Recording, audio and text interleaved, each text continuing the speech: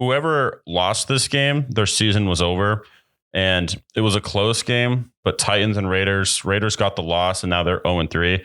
They can't recover, unfortunately. As much as I like some of their players, and I think that they can at least be like maybe 500 at the end of the season, they can't make the playoffs. They have the Chiefs to deal with. They have, the Chargers are falling apart, but like even I think the Broncos can eventually get their stuff together. Yeah. You can't start 0-3 and make the playoffs. It can't happen. And I have not been impressed with how Derek Carr's played. I love Derek Carr and I want him to succeed, but I'm not impressed. And the big headline coming out of this game was they had an internal meeting with Josh McDaniels and the owner.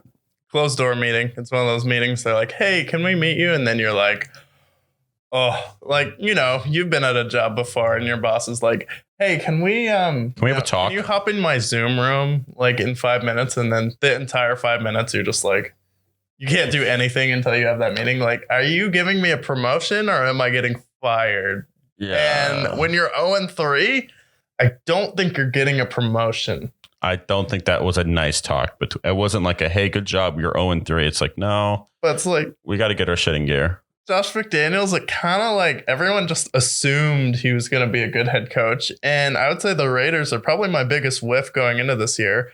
I thought they'd be pretty good. I didn't think they'd win their division, but I thought they'd at least be a wild card team. But this offense, Derek Carr is only looking at Devontae Adams. Seems like could not be bothered to get Hunter Renfrow or Darren Waller involved. And then offensive line, you can't run the ball. So there's strike one against Denver. And then your defense, outside of your pass rush, not that great. So it's like, no.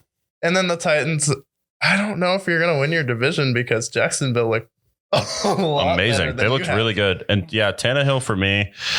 One thing I will say, the takeaway from this game was that I did see some big Derrick Henry runs, and that gave me a lot of hope because honestly, I have not been impressed with what I've seen from Derrick so far this year. I'm not going to press the panic on him yet because he's an older running back. But this game gave me hope that going into next week, I think Derrick can get it going. But yeah, I have not been impressed, especially with the passing game.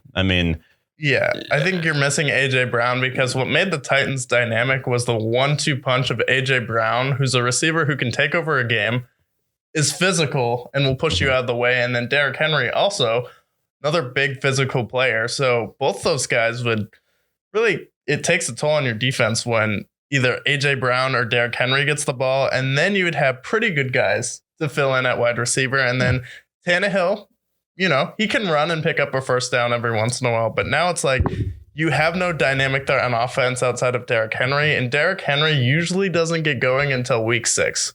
Yeah. And that's the time he kicks in.